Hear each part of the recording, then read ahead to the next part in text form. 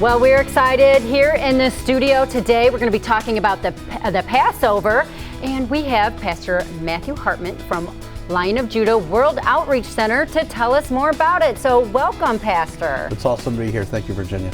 So, Pastor, it's wonderful to have you here. Now, I want to interrupt our interview for just a second because just moments ago, I was able to get 3 photos loaded because I was at your installation service. So, happy Ordination Day, Pastor Matthew. We love you. That's from your loving congregation. And then do have a couple other photos to share with you. And there you are. I was sitting in the back, but I was able to stamp a photo of you. There you are, and giving your introductory message to your congregation. And then third photo there just kind of shows a little bit of the breadth of Lion of Judah World Outreach Center located right here in Toledo, Ohio. So I kind of want to get that out there as an introductory because it was a wonderful February 17th day with you, and we had a wonderful meal together afterwards, and literally hundreds of people came to really celebrate your installation service, your ordination service. So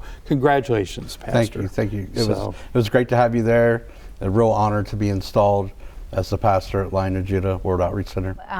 For our viewers out there who maybe don't know about the Passover a whole lot, or what is the significance of the Passover? So, I mean, a lot of us probably know the story from Exodus, let my people go, and God delivering, Israel out of slavery in Egypt, and he did it through the blood of the lamb, right? When they put the blood of the lamb above their door and the doorposts, the death angel had to pass over their homes, right? Yes. So Jesus is our Passover lamb. Now his blood covers our hearts, and because of that, sin and death has to pass over us. Yeah. He is our Passover lamb. That's exactly right. I have to tell kind of the pictures that were going through my head as you were explaining that, but every Easter, ABC, I don't know why they seem to have the rights for it. ABC Television Network always ran Cecil B. DeMille's The 10 Commandments. And of course, so my pictures of the Passover were from that movie. But of course, it's covered obviously in the book of Exodus, and Exodus chapter 8 to be example. But what is the significance of Exodus chapter 8? I know that Moses was called, deliver, and that prophecy was, given to Abraham 430 years before. God said, your people are going to be a slave in Egypt for 430 years, and then I'm going to deliver you. Deliver them out. They're going to be strangers in the land that they're not from. Yeah. And Pharaoh was going. Abraham was taking them through the plagues, or Moses was taking them through the plagues, wasn't he? And this was the last plague, the death of the firstborn. Yeah. But God told Moses for them to sacrifice a lamb and paint the doorposts. And that was how the death angel was able to pass over each of the Jewish homes. Yeah, they would actually have to. It was a yearling lamb, and they would actually bring it into their home for 7 days. They were told, and to love it, and it became like a very dear pet to them. And then they had to, sacrifice the lamb, and actually. I love this part, Jamie, because a lot of people don't think about this. They actually had to consume the whole thing. Right, Jesus said, "Unless you eat my flesh and drink my blood, you have no life in me." So I love the fact that they had to consume the whole lamb. We need to, allow Jesus, and we need to consume him. But yeah, then they were told to put the blood over their doorposts, and it was God. They had to step out in faith and believe that God was going to deliver them by applying the blood over their home. And then the very next day, Pharaoh released them. He did. And then you have the other great scenes of the parting of the Red Sea. But we'll leave Cecil B. DeMille alone for a little bit more. Well, you can see the power of television, that's the image that comes to your mind. That's exactly right. But pretty accurate on that particular account of the story, I would say. Yeah.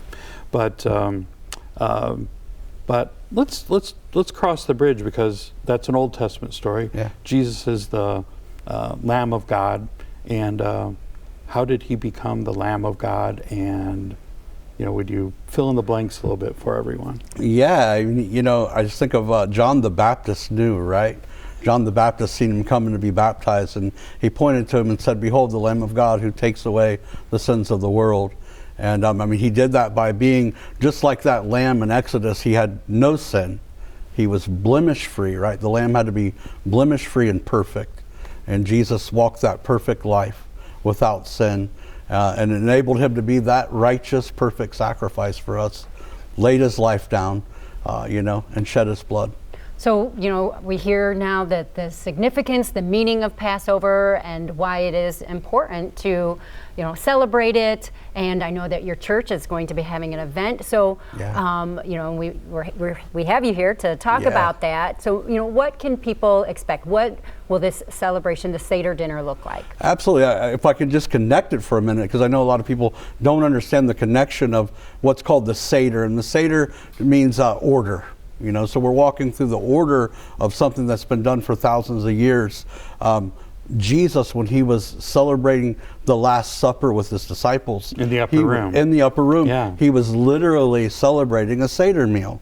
And that's a lot of, I know a lot of Christians today, we don't understand the significance of it. We think it's a Jewish holiday, but it's really a Jesus holiday, right? It's a Jesus celebration. But so what you can expect, and if I can, we actually have a few spots left if people want to register. We've got about 11 spots left. So they can register by visiting our website or calling our office. But what you can expect is we go through a book that's called the Haggadah.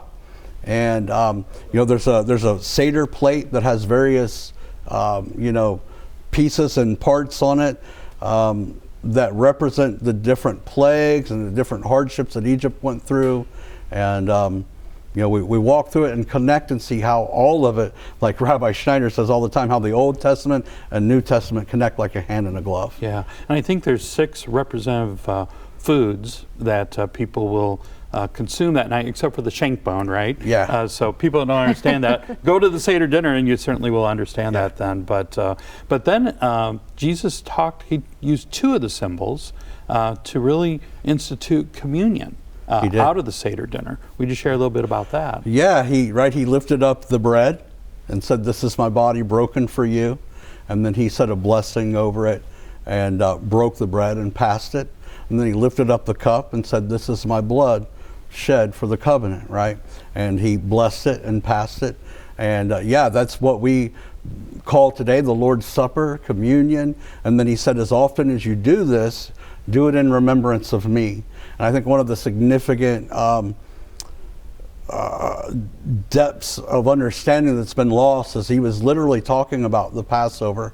As often as you celebrate this Passover meal, remember me, that I became the Passover lamb, that I fulfilled this. Yeah. Wow, that is powerful. Absolutely. Well, so the Seder dinner is this Friday evening. Yeah. Maybe you can fill in some more of the details. Yeah, it's tomorrow. It starts at 6 p.m. We'll be at the Hilton Garden Inn in Perrysburg. It's $33 per adult, $12 or $15 for children 12 and under. As I said, there's still a few tickets available. If people would like, they can register.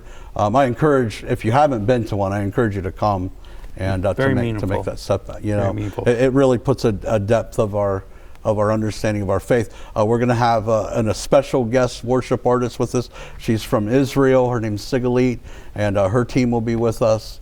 And we'll be doing some of the Hebraic dancing. It's just a beautiful time. And then there's an amazing time of ministry afterwards. Rabbi will be walking us, Rabbi Schneider will be walking us through the meal.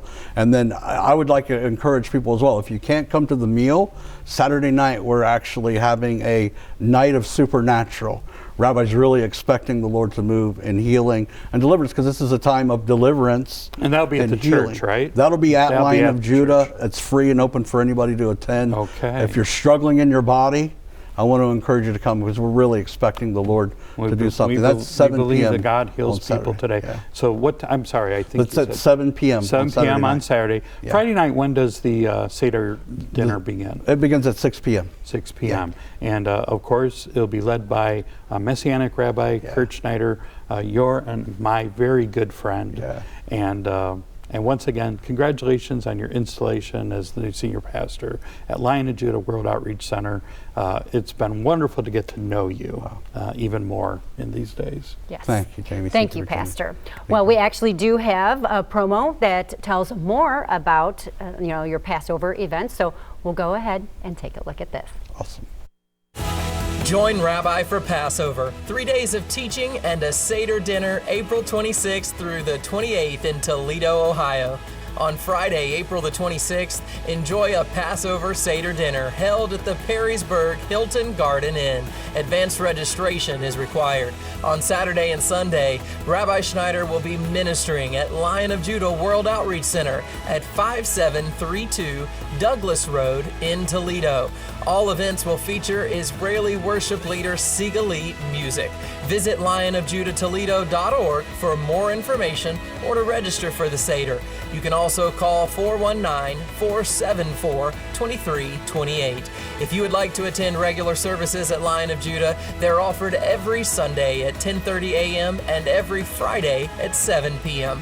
Come visit Lion of Judah to experience the power, personality, and presence of the living Jesus.